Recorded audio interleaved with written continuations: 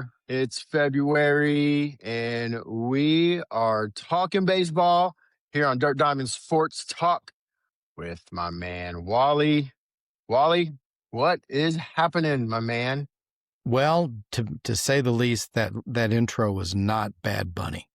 Yeah, it was not Bad Bunny. That was not You bad. are very That was you are not very Bad right. Bunny. You know, That was not. Super Bowl's over. That means that baseball season is starting. Yes, I was joking with a buddy yesterday. I said some people call it the Super Bowl. I call it the start of baseball season. That's right. That's right. So there's been a lot of activity over the winter.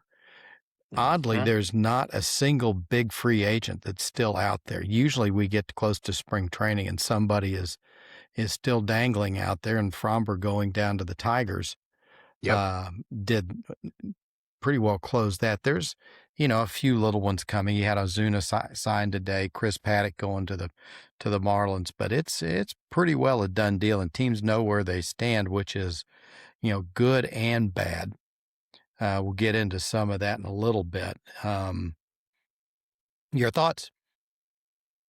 Yeah, I think it's been an interesting off season. I think some big names went to some places that I don't think some people um, really saw coming.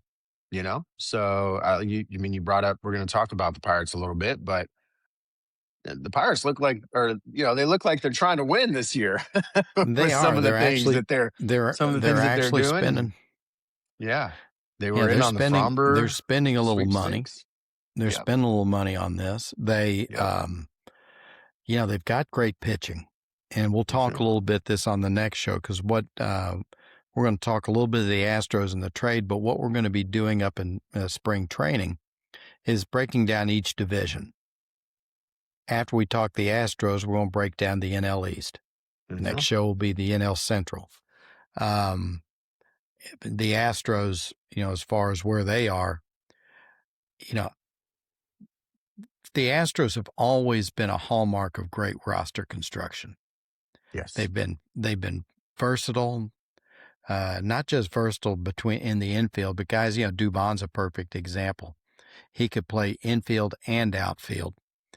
Really gave Joe Espada a lot of flexibility in how he set his lineup up, and his value was not just was not the hitting. He was not a great hitter, but he could be serviceable at at least 5 different positions, 5-6 different positions. That's gone. Yeah. One of the things the Astros are in a crunch right now, and we'll talk about Paredes and his market, is that unlike in previous years where Doobie didn't have a place to play, that was fine because Doobie could play these other positions. Paredes is the third baseman. I've heard talk about him playing second base, but I don't see that. I just don't think he's got the horizontal ability to get to balls in the hole and behind second base. I mean, if you thought Altuve didn't have any range, just wait till you see Paredes. Yeah. Yeah, anywhere other than third base. I don't think that he's a guy that definitely has the range that they need in the middle of the infield at all. No, he couldn't. He could play first, but that comes up to Walker. Walker got a lot of flack last year, but then Walker was out all of spring training. Mm-hmm. There are just a number of people who've hosted, but without a whole lot of traction on it. How Walker actually the last 4 months of the season was what we got what we paid for. He was doing spring training in April and part of May. Yeah. And it wasn't until June until he really started to hit. And, I don't think that should be that much of a surprise to people. Well, I mean, we're kind of used to it with Alex Bregman, and he's historically played along the same timeline. Sometimes Kyle Tucker played along that same timeline. Back when George Springer was here, he played on that timeline a little bit sometimes. Astros fans should be somewhat used to that, I think. Yeah. Yeah, I don't know what the flack was about Walker, and the people said his defensive metrics were down, but he was certainly a better defensive player than what we've seen over there for several years. Indeed. Indeed. Yeah, I mean, by far, I mean, he led the team in RBIs, and I mean, he very well might have been the best overall performer on the Astros there over the last 90 days of the season. Sure, he was. I mean, Mhm. you can make cases for others if you want, but you could certainly make a case for Walker as well. Mhm. Mhm. Nothing with what he did, and he won a couple of games for him too. It's let's just hope he's healthy for the whole spring training because as he gets older, it's going to take Yep. longer for him to get himself ready. Yep. Yeah, which kind of leads us into the Paredes conversation. You brought him up there for a second, but I think that his name has probably been the most popular Astros player name over the Yeah, last short while out there in social media and specifically again um, in and around the MLB. Uh, Geez, 6 weeks ago, we thought we had a deal. He was going to Boston. Then it yeah, wasn't a and deal. Then maybe it was another deal. Then, maybe the Astros want Wilmer. Then they went back to Duran. It was crazy to hear all the talk about Paredes. Obviously, the way that he began his season here for the Astros last year has his value high. But some question whether the Astros may have overvalued him. All the talks with Boston didn't really pan out to anything. Boston went out and signed Caleb Durbin. Pittsburgh, who was another name that's been brought up in possible Paredes talks, went out and signed Ozuna. And so now they're probably kind of where they want to be money wise. And that's not something that they're going to be willing to take on as it's just, a sub $10 million contract for somebody like Paredes. So I think that it's interesting now to look at what's happened with Paredes. The Astros seemingly wanted to really trade him for probably no other reason than what we've discussed is the crowded five-headed horseman that is the Astros infield for 2026. What are your thoughts surrounding this whole Paredes carnival that's going on? well, I'm going to take a step back to like last year, and everybody knew the Astros needed to make deals at the deadline. Hmm. It didn't happen. Everybody is. I say everybody. There was talk that the Astros lacked the trade capital to make a trade. That may be so, uh, but it's happened again this year, and you wonder what's going on. Whether it's Dana not being able to close the deal, the whole idea of their structure of how they're going about valuing your players, as you said. Something is missing. Other teams are able to make trades. The Astros are not. Yes, the Astros made 3 minor trades, but they got 2 guys that I think they've gotten rid of both of them and Sanchez, who they'd like to get rid of because he's got a bigger contract. The only thing he has going for him, he's a left-handed hitter, and they need left-handed hitters. Hmm. One of the things that when you look at where Paredes is right now, I did some looking at where he might actually be a fit. You've got the Rockies, big deal. The Rockies have the 28th ranked farm system. I took a look through their prospects, and there really wasn't anybody that I was looking at. And the other place that he might go that might fit because the Yankees need a third baseman with some pop the Yankees would be one. And you throw together a package of Paredes for Dominguez or JC Escarra.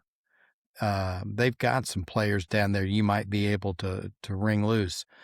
Someone like a Dominguez, he's a butcher in the outfield, but he does play the outfield, and he's got some pop. JC Escarra is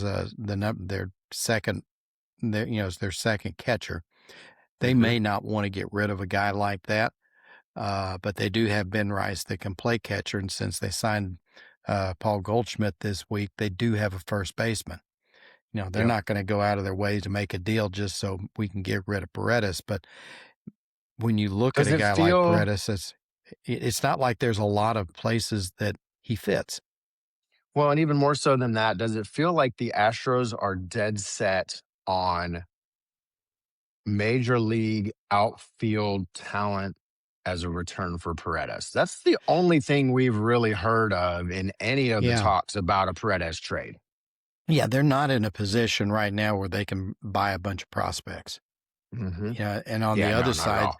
they don't and they don't have really prospects on the way. They got rid of Melton.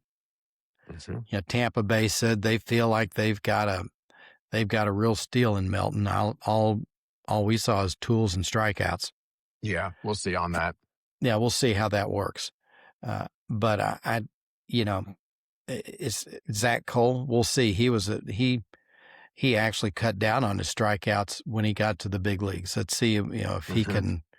can be on the upward trail, if he can, if the league catches up to him, as they inevitably will, he's going to have to make his adjustment. But he looked like he had something there. Yep. But I think even Cole's upside is still, average to a little above average outfielder. Yeah, I mean, I don't think Cole's upside, at least right now at this point in his Yeah, career, is puts him any better than Jake Myers in the outfield, or yeah. at the plate. To He be got more honest with you, pop. with He's got more considering, pop than Jake.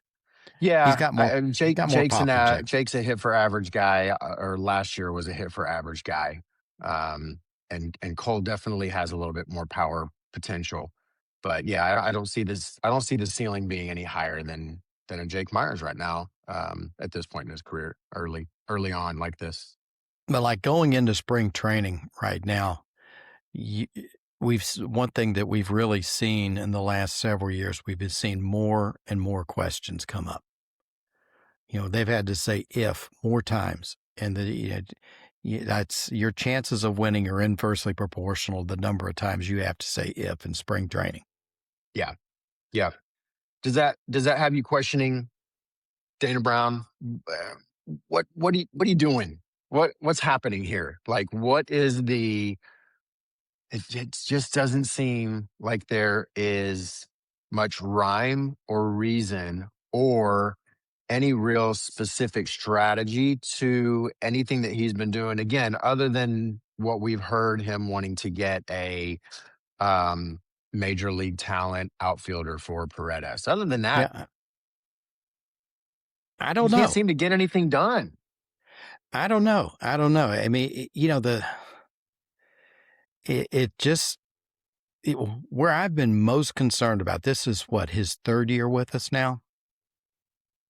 Starting his This third, is right? his, yeah, and this is his last year under contract. I would have thought, he was brought in because of his development of the farm system, And and scouting. Yep. scouting and farm system. I don't see that. I don't see that happening. People aren't going to give you major league talent simply because you've got a great story. You're a good guy. Yeah. They'll give you major league talent because you've developed young players that they're now able to think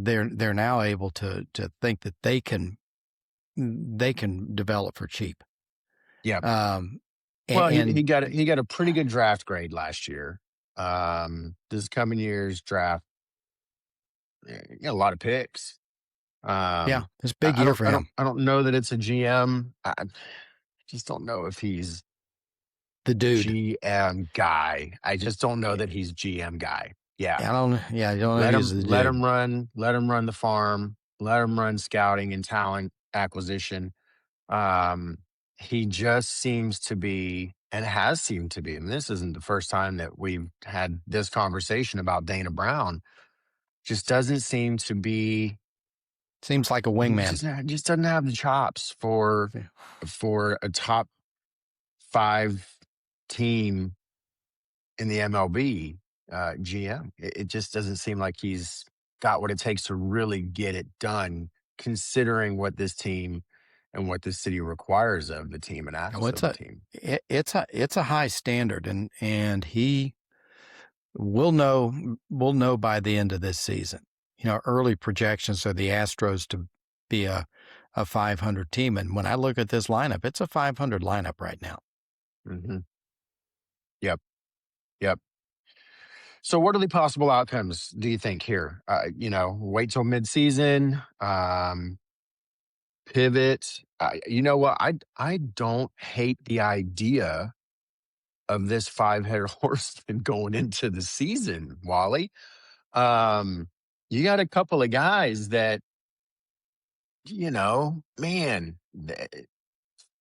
have a little bit of injury history, are getting a little Oh up yeah. there in age, could use a little bit of rest here and there, a little bit more rest here and there, especially considering that from a utility standpoint, we don't have Dubon.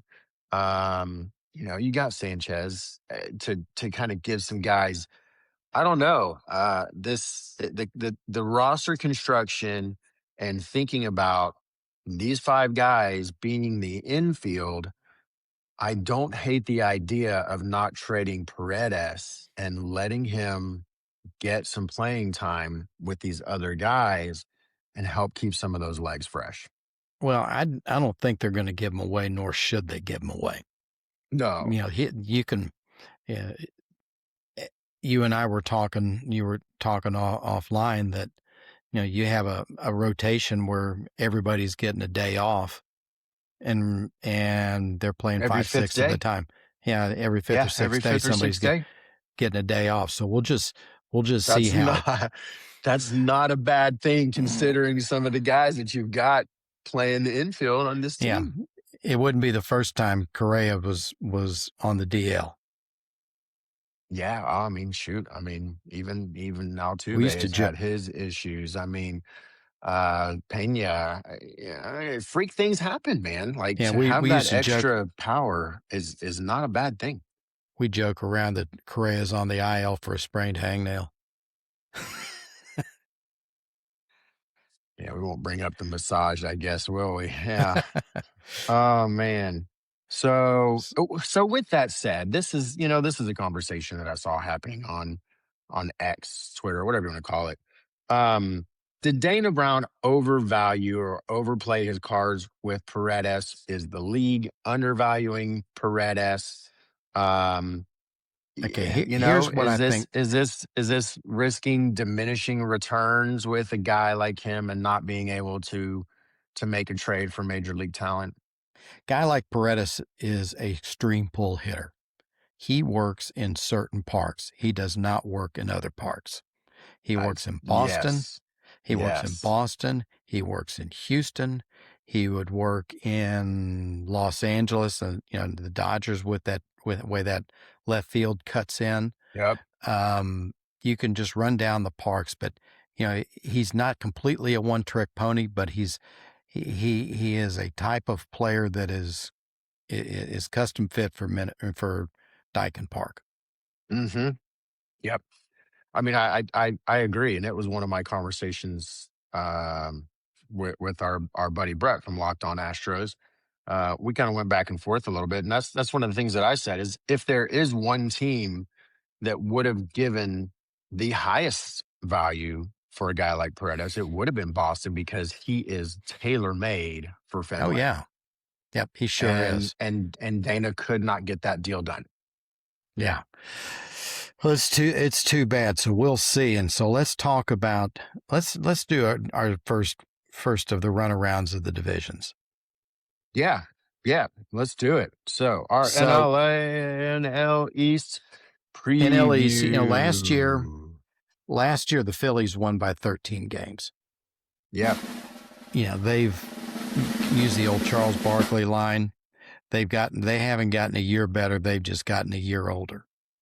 When you look at who they've taken out, they've lost a number of players. They really haven't added too much. They've got this Nick Castellanos thing, which is turning into a real mess on their side. Mm-hmm. Um, they had added Adolis Garcia, and he's a wash, no better for Castellanos. He's a better fielder. I don't know what kind of batter he is. They've still got great pitching. Will they win by 13 games again? Will they even win the division? Well, we'll see. The Mets have really added a lot. They've added Peralta, Bo Bichette, Luis Robert Jr., Simeon, A.J. Minter, Jorge Polanco, Devin Williams. Now they've lost Alonso, they've lost Ryan Helsley, who didn't play well for him, Edwin Diaz, and Hmm. Nimmo, and to a lesser extent, Jeff McNeil is a guy out there, but I think it sounded like they were glad for him to go anyway. Yeah, I think Um, the Mets bullpen turnover creates a lot of uncertainty for them. I think yeah, that's probably one of their biggest things. And I was their offense.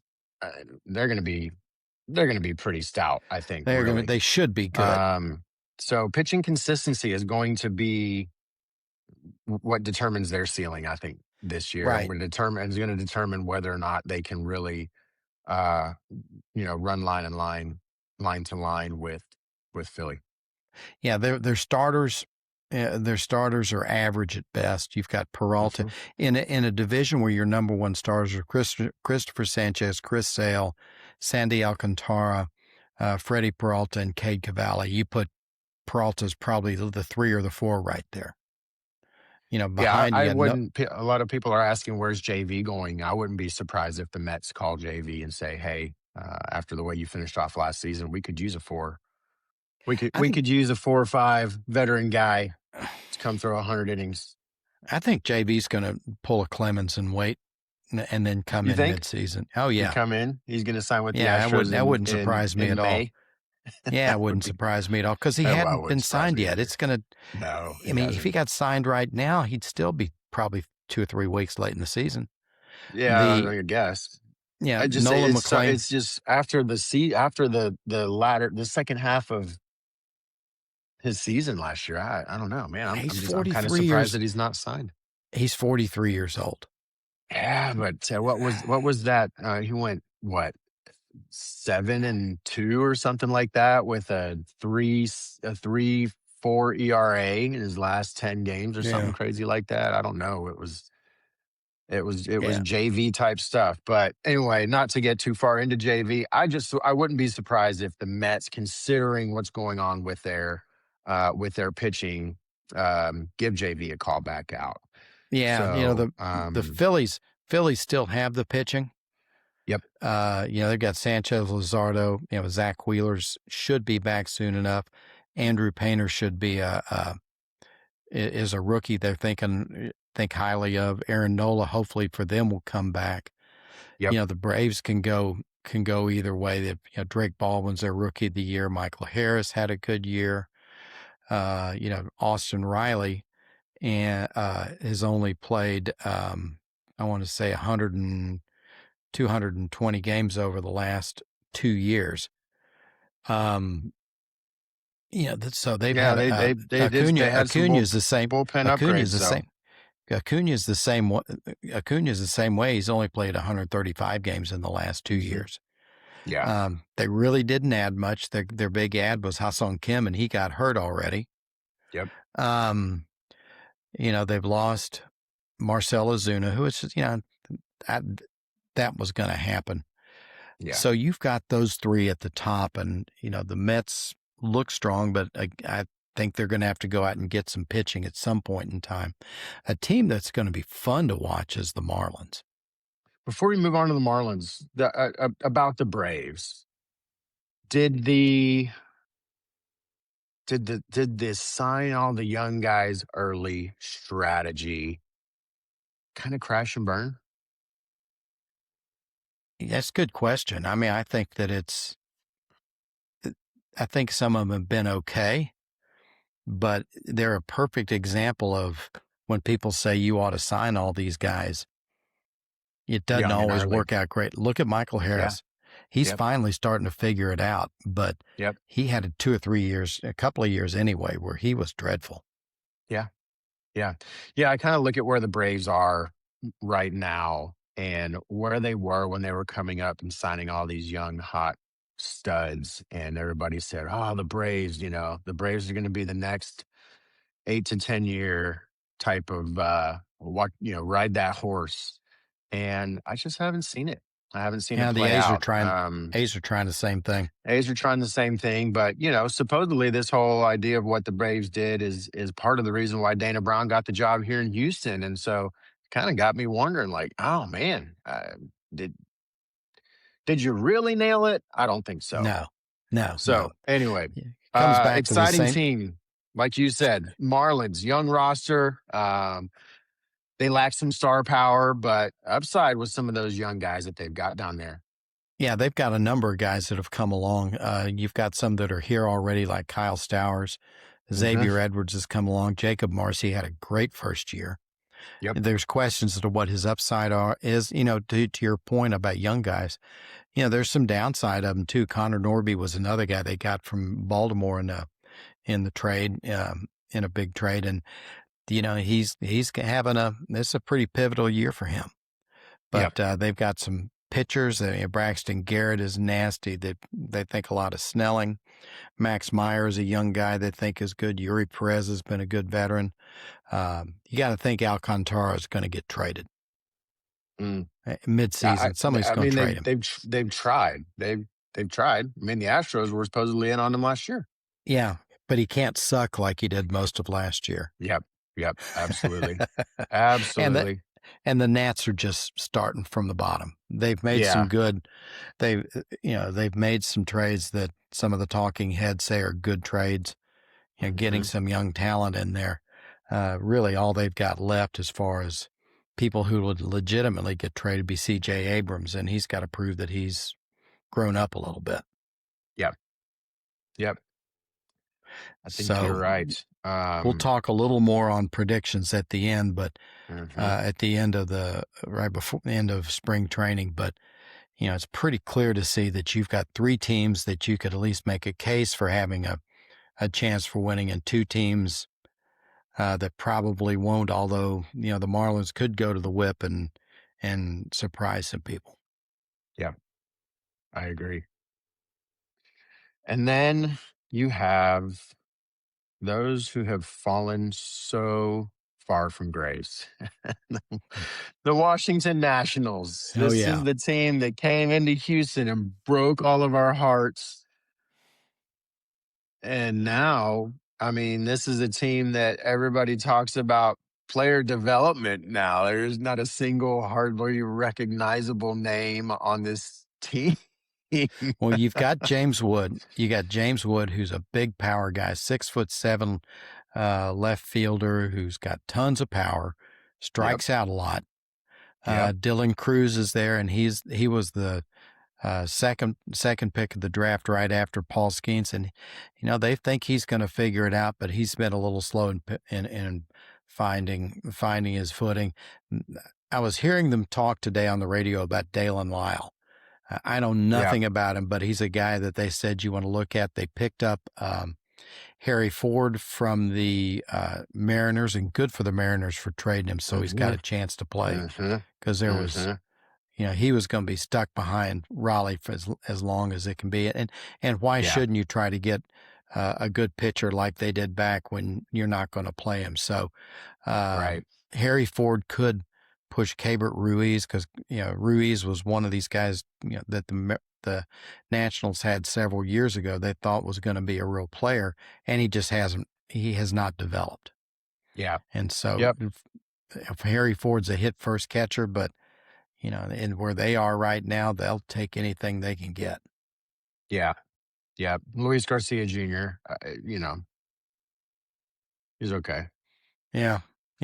He's a dude. Yeah, it's interesting. It's interesting looking through their projected opening day roster right now and seeing um, that these guys, you know, it's maybe it's not as young as a lineup as a roster as I thought. I mean, Jacob Young, 2021, 2019, Brady House, 2021, Again, these are guys that they Dylan Cruz, 2023, Dylan Lyle, 2021, CJ Abrams, 2019, James Wood, 2021. So, yeah, fairly young roster.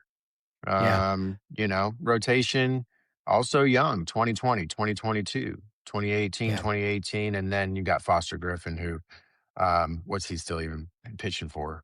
He Uh, he was he was he came back from Japan.